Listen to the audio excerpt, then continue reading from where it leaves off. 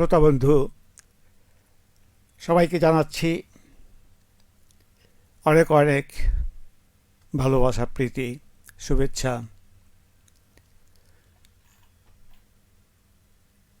আমি আলী আশরাফ আপনাদের সাথে আছি আমাদের আজকের নিক্কণ আয়োজনের লাইভ অনুষ্ঠানে। আমরা জানি যে নিক্কণ হচ্ছে লোক সংস্কৃতির উপর আলোচনার বিষয় এবং সেখানে নিয়েই আমাদের গান হয় এবং নানান কথাবার্তা হয়। সাধারণত দেশের বাইরেও কথা হয় কিছু কিছু, কিন্তু অধিকাংশ ক্ষেত্রেই আমাদের বাংলাদেশের বা বাংলাদেশের পারিপার্শ্বিক দেশগুলোর সাথে এটা নিয়ে আমাদের কথাবার্তা হয়। এবং এখানে আমরা সবসময় দুটো বিষয়কে লক্ষ্য রাখি। একটা হচ্ছে যে সমাজ, সামাজিক অবস্থা বা সেই বিষয়টা থাকে, আর একটা বিষয় থাকে যে সময়।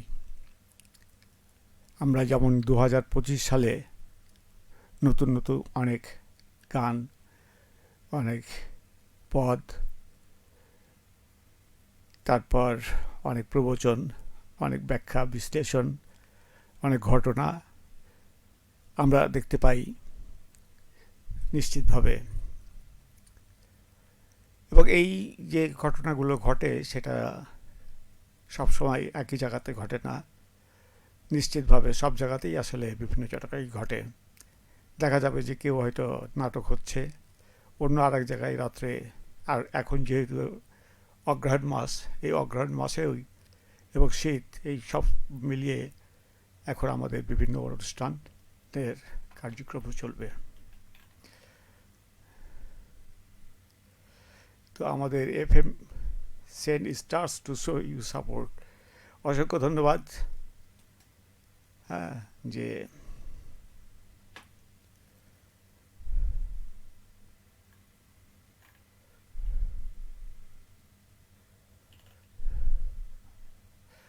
যাই হোক, এটা বোধহয় একটা ইয়ের মানে বিষয়। আচ্ছা,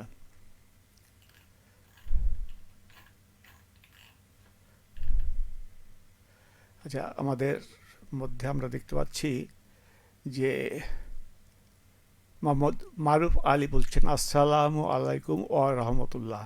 ওয়া আলাইকুম আসসালাম। অসংখ্য ধন্যবাদ এবং কৃতজ্ঞতা যে আপনি আছেন। তো কেমন আছেন আপনি? শুভ সন্ধ্যা জানিয়েছেন, একটু পরে জানাবো। তো আপনি কেমন আছেন সেটা আমাদেরকে একটু জানাবেন। এরপরের হচ্ছে সাকিব হাসান বিদ্যুৎ, ফাতেমানগর 3 সাল ময়মনসিং থেকে। হ্যাঁ, আমরা জানি যে আগেই বলছেন যে ময়মনসিং থেকে হচ্ছেন। তো ময়মনসিংহে অগ্রহায়ণ মাসের আজকে চলছে 10 তারিখ। তো অগ্রহায়ণ মাসে আবহাওয়া কেমন, পরিস্থিতি সেটা একটু জানাবেন। আরও বলছেন যে সাকিব হাসান বিদ্যুৎ, শুভ সন্ধ্যা। অসংখ্য ধন্যবাদ এবং কৃতজ্ঞতা যে আপনি আমাদেরকে শুভ সময় জানাচ্ছেন। আমাদেরও শুভ সময়, আপনাদেরও শুভ সময়। যাই হোক, ধন্যবাদ, অসংখ্য কৃতজ্ঞতা। এরপরে দেখতে পাচ্ছি যে আমরা যে আলোচনাটা করছিলাম যে আমাদের যে সময় আছে বা স্থান আছে। তো স্থান বলতে সাধারণত আমাদের বিভিন্ন বাংলা বলতে বাংলা ভাষায় আমাদের বাংলাদেশের ভিতরেই দেখা যায় অনেকগুলো এলাকা আছে, যেমন চট্টগ্রাম আছে, সেখানে খুব গুরুত্বপূর্ণ বিভিন্ন মতামত হয়। আবার আমরা দেখেছি যে খুলনাতে আছে, আবার কুষ্টিয়াতে আছে, এই সব মিলিয়ে। সাকিব হাসান বিদ্যুৎ বলছে যে আবহাওয়া খুবই মিষ্টি, তাই নাকি? হ্যাঁ, তাহলে তো আপনার খুব মজা লেগেছে, ভালো লাগছে। আসলেও তাই, এই আবহাওয়াটা মানে ঠিকই মানে প্রচণ্ড ঠান্ডা নয়, তবে এই সামনে আমাদের হয়তো চলে আসবে। মোহাম্মদ মারুফ আলী বলছেন, আলহামদুলিল্লাহ আলহামদুলিল্লাহ, আল্লাহর রহমতে ভালো আছি, অসংখ্য ধন্যবাদ। তো আপনি আবহাওয়া কেমন আছেন, কোথায় আছেন? আর সেখানে আমাদের মাঠের পরিস্থিতি কি? কোনো জায়গাতে ধান কাটা হচ্ছে, কিন্তু সব জায়গাতে কাটা হয়নি এখনও। সাকিব হাসান বিদ্যুৎ বলছেন, এই সময় অনেক পিঠাপুলির সমারোহ বসে। হ্যাঁ, পিঠাগুলো ঠিক এখনই মানে বসবে তো বটেই, তারপরে নতুন ধানের বা নতুন চাউল থেকে তো আরও অনেক সুন্দরভাবে আমাদের পিঠাপুলির সমারোহ বসবে, কোনো সন্দেহ নেই। তো আমরা যেটা, অসংখ্য ধন্যবাদ এবং কৃতজ্ঞতা যে আপনাদের পিঠার মধ্যে কি ধরনের পিঠা থাকতে পারে বা থেকেছে কিনা সেটা একটু জানাবেন। আমরা যেটা বলছিলাম যে আমাদের যে আছে সেটা আছে যে সিলেটে ছিল, তারপরে আবার আমাদের চাঁপাইনবাবগঞ্জ আছে, বিভিন্ন জায়গায় আছে, পাবনাতেও আমাদের সাংস্কৃতিক ক্ষেত্রে খুব মানে গুরুত্বপূর্ণ অনেক বিশিষ্ট শিল্পী আছে। সেটা দেখা যায় যে পাবনাতে অনেক গুরুত্বপূর্ণ আয়োজন আমরা লক্ষ্য করি। এটাকে যাচ্ছে, আমরা বলেছি যে এটা যাচ্ছে হলো আমাদের স্থানের বিষয়। আর বাংলাদেশের বাইরে যেমন পশ্চিমবঙ্গে অনেক বন্ধু আছেন, তারা আমাদের সাথে একসাথে করে একসাথে আমাদের অংশগ্রহণ করেন। সেই অংশগ্রহণ আমরা বন্ধুদের কাছ থেকে পাই।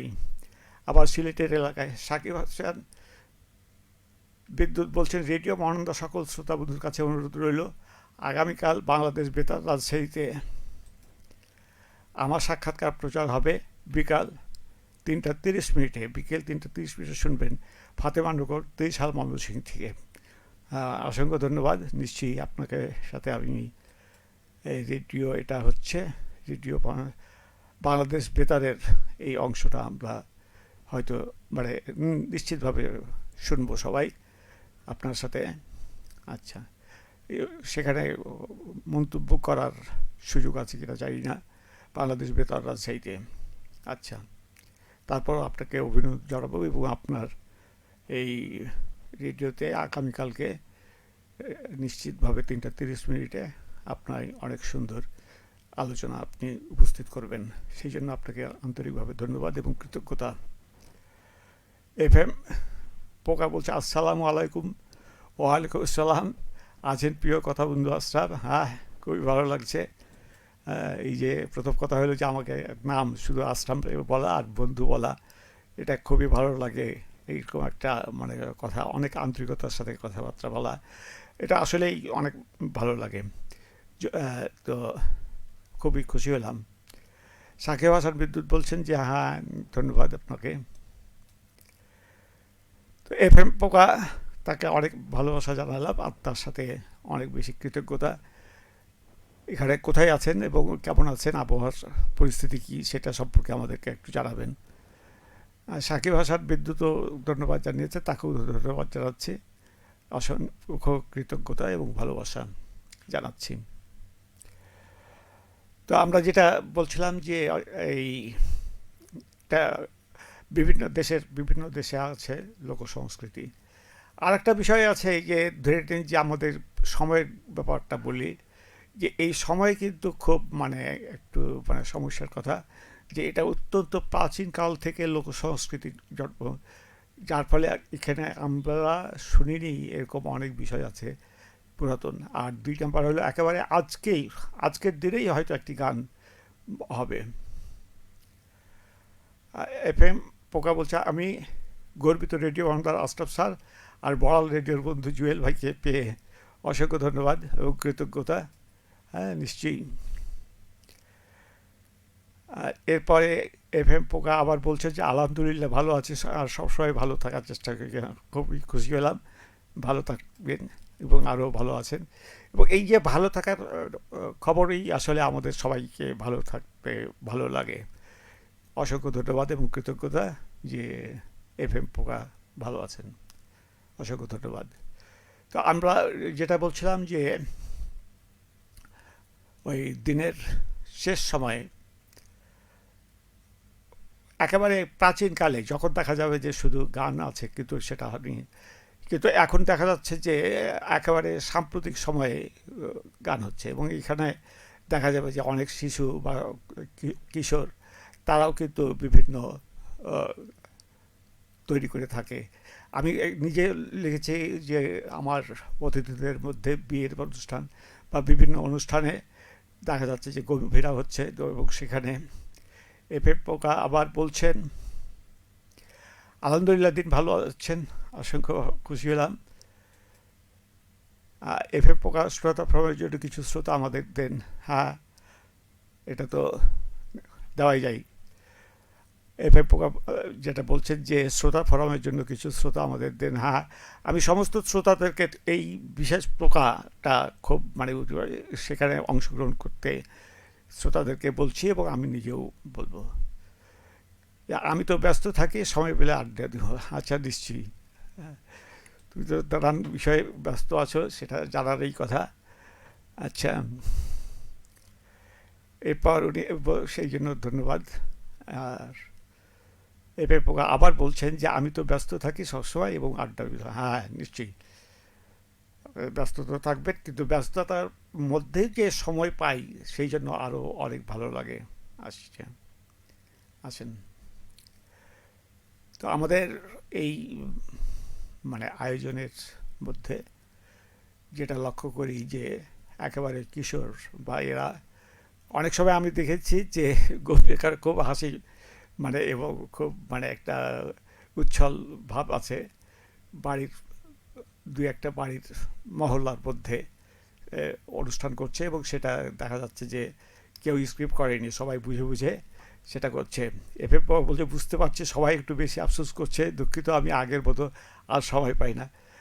না, ঠিক আছে, আমরা কেউ সময় পাই আর কেউ পাই না, এটা তো ঠিক আছে, কিন্তু আমরা সবসময় এটাতে দুঃখ করার কিছু নাই। সবসময় আমরা একটা আনন্দ এবং উষ্ণতা আমরা পরস্পরের সাথে সম্পর্ক সবাই সবাইকে করছি, সেই জন্য ভালো লাগছে। আচ্ছা, আর ব্যস্ততা তো থাকবে, কাজ থাকবে, আবার রেডিওর সাথেও কাজ থাকবে এবং রেডিওর জন্য ভালোবাসা থাকবে। অসংখ্য ধন্যবাদ। আমাদের এটা লক্ষ্য করছিলাম যে আছে। আচ্ছা, এই লোক সংস্কৃতির এই বিষয়গুলো নিয়ে আমরা বিভিন্ন সময় আবার আলোচনা করব, কিন্তু আজকের মতো আমরা প্রথমে যে বিষয়টা দিব সেটা হলো যে আপনারা লক্ষ্য করছেন যে আজকে হিজরি তারিখ যাচ্ছে জমাদিউস সানি, এইটা নতুন মাস। এই জমাদিউস সানির 3 তারিখ চলে গেল। তো আমরা এটা দেখছি যে এটা হলো আরবি বর্ষপঞ্জির হিজরি সনের 6ম মাস হলো জমাদিউস সানি, আর এর জোড়া মাস হলো জমাদিউল আওয়াল। এই দুটো একসাথে আছে, জমাদিউল আওয়াল আর জামাদিউস সানি।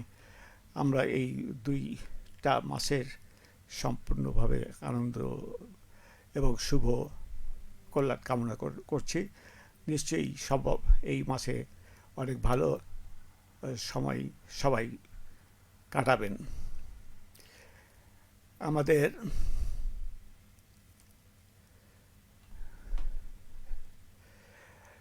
এফএম পোকা বলছে স্যার একটু হালকা বিষয় নিয়ে আলোচনা করবেন, এত কঠিন বিষয় নিয়ে আলোচনা করলে আমার পক্ষে কঠিন হয়ে যাচ্ছে। না, সেটা খুব কঠিন হবে না। আচ্ছা, আর দ্বিতীয় কথা হলো পাঁচক্রম একটু সবসময় সহজ মানে হবে, আবার সবসময় ইজি হবে, আবার দরকারের মতো মানে মানে সময়, আসলে আমরা যে সময়টার মধ্যে থাকি সেই সময়ের সাথে আমাদের বিভিন্ন রকম থাকে, তাই না? হাসি থাকে, কান্না থাকে, কৌতুক থাকে, গল্প থাকে, আবার যে সমস্ত বিষয়গুলো একটু দরকারের কারণে বলতে হয় সেই বিষয়গুলো থাকে। এবং সত্যি কথা বলতে কি, আজকে আপনারা এখানে যে আছে আমাদের আলোচনা, আলোচনাগুলো হলো বিভিন্ন লোকের সাথে আছে, এগুলো তো আমরা বাদ দিতে পারবো না। সালমা রাদা থিমক্কা বলে যে একজন মহান ব্যক্তি আছেন, মহিলা আছেন, তার বিষয়ে কিছু কথা তো বলতেই হবে আপনাকে। আর যে সমস্ত ব্যক্তি মানে আছেন তাদের প্রতি তো আমরা শ্রদ্ধা জানাতে হবে এবং তাদের বিষয়ে কিছু কথাবার্তা তো আমাদেরকে সবাইকে অংশগ্রহণ করতে হবে বা বলতে হবে। আমরা প্রথমে যাব আমাদের গীতা দত্ত। তার জন্ম 1930 সালের 23 নভেম্বর, আর 20 জুলাই 1972 সালের আমাদের মৃত্যুবরণ করেছেন। তো গীতা দত্ত একজন বাঙালি সঙ্গীত শিল্পী তার মানে শিল্পী শিল্পী ছিল 1950 এবং 1960-এর খুব মানে এবং তিনি ছিলেন হিন্দি এবং গুজরাটি ভাষাতে কথা বলছেন, তিনি তো বাংলাতে বলেছেনই বটেই। তো এই 1950 এবং 1960-কে বলা হয় স্বর্ণযুগের সময় এই সঙ্গীতের জগৎ, এবং স্বর্ণযুগ চিরদিন মানে এই গানগুলোকে চিরদিন বেঁচে থাকে। এটা ঠিক আছে যে কিছু গান আছে যে খুব প্রবলভাবে চলতে থাকে, কখনো কখনো শোনা যায় আশেপাশে মাইকে সব জায়গাতে যাচ্ছে, কিন্তু তারপরেও দেখা যাবে যে এইটা আসলে বেশি সময় থাকে না, তারপরে আর কোনো খোঁজ খবর থাকে না।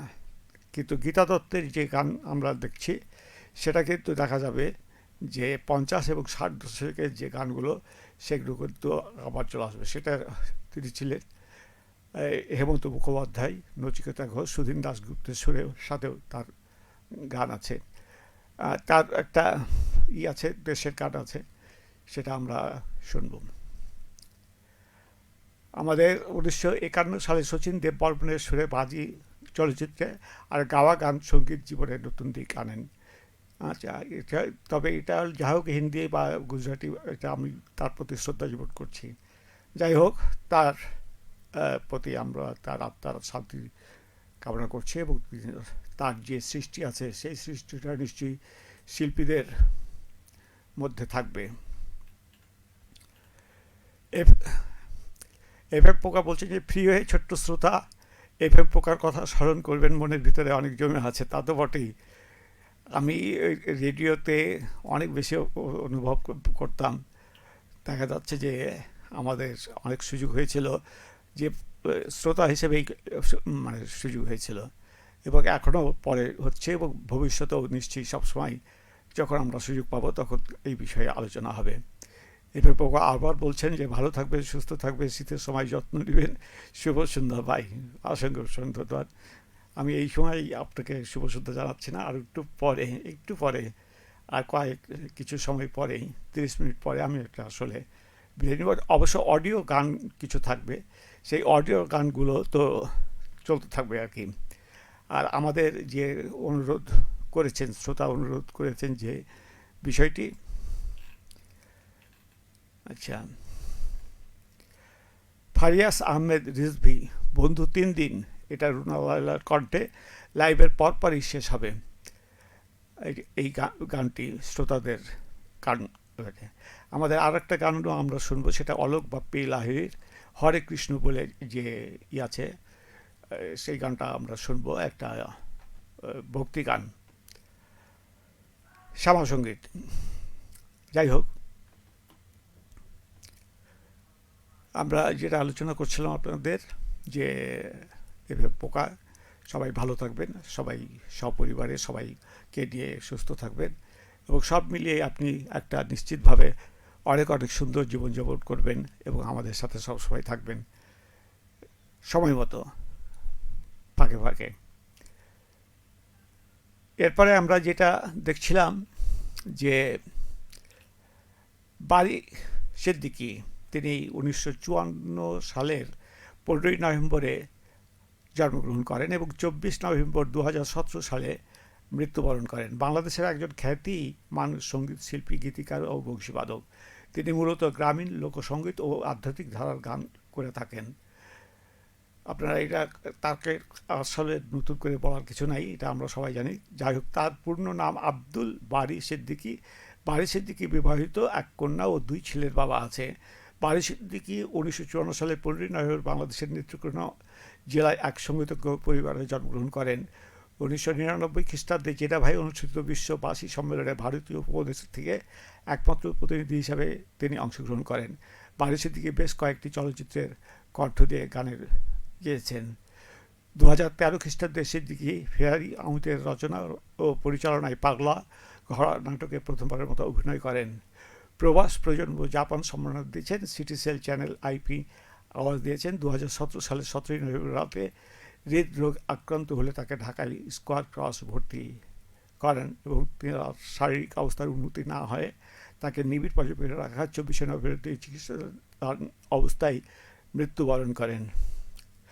যাই হোক, আমরা তার আত্মার শান্তি ঘনিয়ে মানুষের জীবনের এই তো একটা মৃত্যু এই ধরনের হয়, এটা আমরা দুঃখ লাগে, খারাপ লাগে, কিন্তু তারপরে হলো যে তার যাতে যে আত্মা আছে সেই আত্মা যত পরবর্তীকালে পরকালে যেন শান্তিভাবে নিবিড়ভাবে জীবনযাপন করেন, আর তার যে গান বা আছে সেটা যাতে তার আচ্ছা এভাবে আমাকে বলছি জন্মদিনের শুভেচ্ছা জানার জন্য অনেক অনেক ভালোবাসা রইল স্যার। হ্যাঁ, আমিও তো জানিয়েছিলাম, হ্যাঁ। আচ্ছা, তবে আমার ওই মোবাইলের কিছু সমস্যা আছে, যে কারণে আমি হলো ওই 12টা, একটা দুঃখের কথা বলি, সাধারণত রাত 12টার সময় আমি এই জন্মদিনগুলো মানে রাখি। অনেক সময় অবশ্যই 12টার সময় থাকতে পারি না, কিন্তু আসল সমস্যা হয়ে গেল যে আমার মোবাইলের একটা ওই তারিখের উল্টা পাল্টা হয়ে দেখা গেল যে 3টার পরে বিভিন্ন বার্থ গুলো ওখানে দেওয়া হয়, অন্য সময়ে তো দেওয়া খুব হয়, সেই জন্য। যাই হোক, আমি এটা দুঃখ প্রকাশ করছি যে আমার আসলে এটা টেকনিক্যাল সমস্যা আছে, এটা হয়তো কোনো প্রযুক্তি কেউ কেউ ঠিক করতে পারবে, কিন্তু এই প্রযুক্তির ব্যাপারে আমার অত ভালো দক্ষতা নাই, যে কারণে আমি এই সমস্যাটার মধ্যে আছি। যাই হোক, এরপরে আমাদের বারিশ সিদ্দিকী, পরে আমাদের রূপা গাঙ্গুলি, একজন রূপা গাঙ্গুলি আছেন।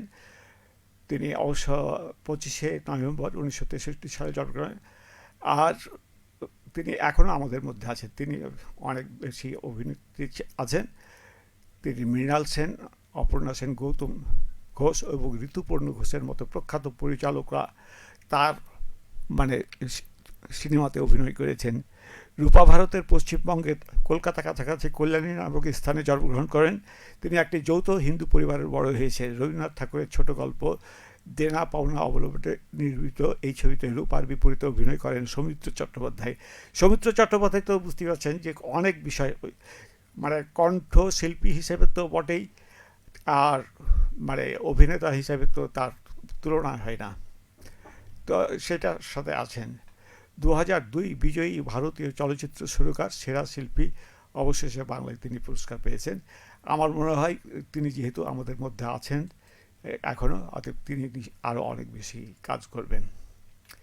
এর পরের বিষয় হচ্ছে অলোক বাপ্পি লাহিড়ী। আমি আগে একবার আলোচনা করছিলাম, আজকে আর একবার বলি যে 1952 সালের 27শে নভেম্বরে জন্মগ্রহণ করেন এবং 2022 সালের 15ই ফেব্রুয়ারিতে তিনি মৃত্যুবরণ করেন। বাপ্পি লাহিড়ী পশ্চিমবঙ্গের কলকাতায় শাস্ত্রীয় সঙ্গীত সমৃদ্ধ এক পরিবারে জন্মগ্রহণ করেন এবং আমরা আগেই বললাম যে হরে কৃষ্ণ গানটা আমরা এই লাইভের পরপরই, মানে প্রথমে আমরা ওই শ্রোতাদের বন্ধুদের অনুরোধ আছে সেটা প্রথমে দিব, আর তারপরেই এই বাপ্পি লাহিড়ীর যে গান আছে সেটা দিব। বাপ্পি লাহিড়ী তখন, আচ্ছা, বাপ্পি লাহিড়ী 19 বছর বয়সে মুম্বাইয়ে স্থানান্তরিত হন এবং 1973 হিন্দি ভাষায় নির্মিত নানহা শিকারী ছবিতে তিনি প্রথম সুর রচনা করেন। মিঠুন চক্রবর্তীর ডিস্কো নাচের চলচ্চিত্রগুলো তিনি সঙ্গীত পরিচালক হিসেবে কাজ করেন। 2022 খ্রিস্টাব্দে 15ই ফেব্রুয়ারি মঙ্গলবার মুম্বাইয়ের হাসপাতালে অবস্ট্রাক স্লিপ অপনিয়নের কারণে পরলোক গমন করেন। শুধুমাত্র এটা অনেক দুঃখের বিষয়, তার প্রতি আমরা শান্তি কামনা করছি এবং একই সাথে আমরা আবার লক্ষ্য করব যে আপনারা দেখেছেন যে তিনি ডিস্কো যেমন ছিলেন তেমনি আবার গজল গানও রচনা করেছেন, এই বিভিন্ন জায়গায় গান রচনা, এবং এখানে যারা শ্রোতা আছেন, শিল্পী আছেন, অন্য নতুন যারা শিল্পী আছেন তারা তাকে নিশ্চয়ই অনেক অনুরোধ করবেন। আচ্ছা, আমাদের দ্রুত সময় চলে যাচ্ছে পার, তো তার মধ্যে আমরা একটা গুরুত্বপূর্ণ বিষয়ে একটু কথা আলোচনার দরকার, যে সালমা রাদা থেম্মাক্কা বলছেন তিনি 1911 সালের 30 জুনে জন্মগ্রহণ করেন। খেয়াল করে দেখেন যে 1911 সালের 30 জুন, তাহলে দেখা যাবে যে 1911 সালে কিন্তু আমাদের এখানে জীবিত আছেন এমন লোকের সংখ্যা নাই, অলরেডি তাই। তিনি মাত্র 14ই নভেম্বর, মানে আজকে আমাদের হলো 25 নভেম্বর। আমি আগের সাপ্তাহিক মানে নিক্ষণে এটা দেওয়ার ইচ্ছা ছিল, কিন্তু অন্যটা আরও বেশি জরুরি ছিল বলে ওটা দিয়েছি, এবং তারপরে আমি একটু মানে পরের নিক্ষণেই এটা দিয়েছি 14ই নভেম্বর 2025।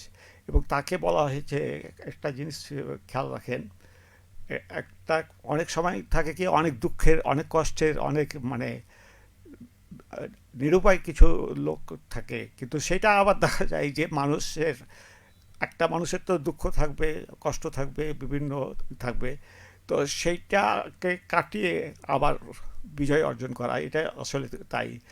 সালুমার আদা ধিমাক্কার বানের জন্য দুঃখজনক যে তার কোনো সন্তান ছিল না। তো এই হোলিকাল কৃষ্ণ রাজ, তো এই হলো তিনি এই মানে অবস্থা করেন, এবং 40 বছর বয়স পর্যন্ত দেখা যাচ্ছে যে কোনো অনেকভাবে চেষ্টা চরিত্র করার পরেও তার কোনো সন্তান সে পায়নি, এবং সে আত্মহত্যা করার চেষ্টা করেছিল। তার স্বামীর সমর্থনকে মানে এই আত্মহত্যা থেকে বিরত করেন, রক্ষা করেন, এবং তাকে বলেন যে তোমার সমর্থন হবে না এটাই ঠিক, কিন্তু তুমি সমর্থনের লাগে গাছ লাগানো করো। তিনি এই গাছ লাগানো শুরু করেন। তিনি প্রথাগত কোনো শিক্ষা পাননি এবং নিকটবর্তী একটি খাদানে দৈনন্দিন শ্রমিক হিসাবে কাজ করতেন, কিন্তু তিনি যেটা করেছেন যে প্রথম বছরে 10টি কলমের গাছ তৈরি করেছিলেন তার স্বামী সহ। সেগুলো কুদ্দুরের আশেপাশের গাছগুলির 5 কিলোমিটার দূরত্বে রোপণ করা হয়। তারা তো দরিদ্র লোক, তাদের নিজস্ব কোনো জমি নাই, ফলে রাস্তাতেই, সরকারি জায়গাতেই এই মানে পরিবেশন তারা করত। যে আমাদের একজন শ্রোতা মোহাম্মদ শোয়েব বিন কসর বলছে, আসসালামু আলাইকুম। ওয়া আলাইকুম আসসালাম। আসেন, অনেক ধন্যবাদ এবং কৃতজ্ঞতা জানালাম আপনাকে। আপনি এখন কোথায় আছেন, কেমন আবহাওয়া কেমন আছেন, এটা আমাদেরকে একটু জানাবেন। মোহাম্মদ শোয়েব বিন কাউসার আবার বলছেন যে আমি গাইবান্ধা থেকে শুনছি। ও, গাইবান্ধা থেকে, অসংখ্য ধন্যবাদ। খুব চমৎকার জায়গা গাইবান্ধা, আমাদের আর আমাদের একটু কাছে আছি। আমাদের গাইবান্ধাতে আমাদের অনেক দেখা যায় যে আমার পরিচিত ব্যক্তিরা থাকেন, তো খুশি হয়েছি। গাইবান্ধায় ওখানকার আবহাওয়াটা কেমন আছে সেটা আমাদেরকে একটু বলবেন বা জানাবেন। তো এই যে দেখলাম যে তিনি যেহেতু সন্তান হচ্ছে না, সেই জন্য তারা ওই গাছটা তিনি মানে লাগান। 4 কিলোমিটার দূরত্ব, 4টি বালতি জল, অনেক সময় তো শুকনো সময়ে যদি গাছ রাখা হয়, তো ওই 4টা বালতিতে করে লাগতো। গাছগুলি চারিদিকে আবার আরেকটা মানে সমস্যা আছে, যে এই যে বিভিন্ন ছাগল বা গবাদি পশুরা এই গাছগুলো খেয়ে ফেলবে, তো সেই জন্য সেই কাটা ঝোপ দিয়ে বেড়া করে। তো এই বিষয়গুলোতে দেখা যাচ্ছে যে তিনি ঠিক বর্ষার সময় এই গাছগুলো প্রথম লাগিয়েছেন, যাতে করে একবার এক দফা দাওয়াতকে প্রথমে গাছগুলো তার একটা জায়গাতে চলে আসেন, এই বিষয় আছে। তিনি, আমরা দেখেছি যে এই বিভিন্ন এতে আমরা লক্ষ্য করেন যে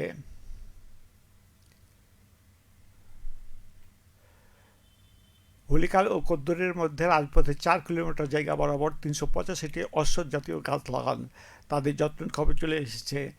এছাড়াও তিনি শুধু যে অশ্বত্থ জাতীয় গাছ লাগিয়েছেন তা নয়, তিনি আরও 8,000 গাছ লাগিয়েছেন বড় রঙের। এবং এই বিশাল গাছের মাধ্যমে একটা হলো প্রকৃতির উপর মানে রক্ষা হয়, এবং এই স্বীকৃতির জন্য তার কাজ নাগরিক সম্মান ব্যাপকভাবে স্বীকৃত হয়। তাদের কাজের স্বীকৃতিস্বরূপ ভারত সরকার 2019 সালে পদ্মশ্রী সম্মানে ভূষণ করেন। লস অ্যাঞ্জেলস এবং ক্যালিফোর্নিয়া ওর্ল্যান্ড ভিত্তিক একটি মার্কিন পরিবেশ সংস্থা তারা এই নামটা দিয়েছিলেন। তারা একটা একে ওই একটা এডুকেশন, একটা আয়োজন বা একটা সেগমেন্টের নাম দিয়েছিলেন, থিমাক্কা রিসোর্সেস ফর এনভায়রনমেন্ট এডুকেশনের নামকরণ তার নামে দেওয়া হয়েছে। মানে একটা মানে একটা প্রতিষ্ঠানের নাম এখানে দেওয়া হয়েছিল, তার নামটা প্রথমে ছিল থিমাক্কা রিসোর্সেস। এসব মিলিয়ে একটা খুব মানে গুরুত্বপূর্ণ এবং সম্মানের ব্যাপার ছিল যে তিনি খুব স্বাভাবিক, মানে খুব সাধারণ জীবন থেকে কিন্তু তিনি আসছেন এবং তিনি এই কাজটা করতে সক্ষম হয়েছেন। শ্রোতা বন্ধু, আমাদের আজকের আসলে আমাদের অনুষ্ঠানের শেষ সময়ে চলে আসছে। এই শেষ সময়ে আমাদের অলরেডি দেখা যাচ্ছে যে আমাদের নতুন একটা অনুষ্ঠানের দিকে যেতে হবে। সেই জন্য এই যে লাইভ অনুষ্ঠান, এটা আমাদের সরকারের নীতি অনুসারে 20 থেকে 30-এর মধ্যে থাকতে হয়। তো সেই কারণে আমাদের আজকের এই থেকে বিদায় নিচ্ছে এবং আমরা আবার নিক্ষণ আয়োজন 2 তারিখে সামনে ডিসেম্বরে, আমরা এটা বলতেই ভুলে গেছি যে নভেম্বর মাস, মানে বলতে ভুলিনি, লেখা ছিল কিন্তু তাড়াহুড়া করে দেখতে দেখতে আমার নোটটা খেয়াল ছাড়া হয়ে গেছে। কিন্তু এখন বলতে যে ভালো যে এই নভেম্বর মাস আসলে শেষ হয়ে গেল এবং এই নভেম্বর মাসের পরে এখনও অগ্রহায়ণ মাসের বিভিন্ন ঘটনাগুলো থাকবে এবং আনন্দ থাকবে। যাই হোক, সেটা ডিসেম্বরের মধ্যে পড়বে। তা আমরা তাকে ধন্যবাদ এবং কৃতজ্ঞতা জানাচ্ছি তার বিদায় সম্পর্কে, ভালোবাসা জানাচ্ছি। এরপরের মানে হলো যে আমাদের এই অনুষ্ঠান যারা ইতিমধ্যে শুনছেন তাদেরকে তো বলবেন এবং যারা শুনছে তাদেরকে ধন্যবাদ এবং কৃতজ্ঞতা জানাচ্ছি। যারা এই লাইভে বিভিন্ন অনুষ্ঠান ছিলেন এবং তারা আমাদের দেখেছেন এবং যদি না দেখতেন তাহলে তো হতো না। এইটার মাধ্যমেই তো আমরা পরস্পরের আদান প্রদান হয়। এরপরেও আসলে আমাদের শ্রোতারা অনেকে মন্তব্য করেছেন, তো তাদেরকেও ধন্যবাদ এবং কৃতজ্ঞতা জানাচ্ছি। সবাই অনেক অনেক ভালো থাকবেন, সুখে থাকেন, শান্তিতে থাকুন এবং নিরাপদে থাকুন। আর এই দিনে আপনি আবার ঘুরে ঘুরে আসবেন, আমাদের সাথে আবার আলোচনা হবে, অনেক কথা হবে, অনেক গল্প হবে, অনেক গান শোনা হবে আগামী ডিসেম্বরের 2 তারিখের মঙ্গলবারে। তো সেই পর্যন্ত আমি আপনাদেরকে এখন বিদায় জানাচ্ছি। শুভ সন্ধ্যা।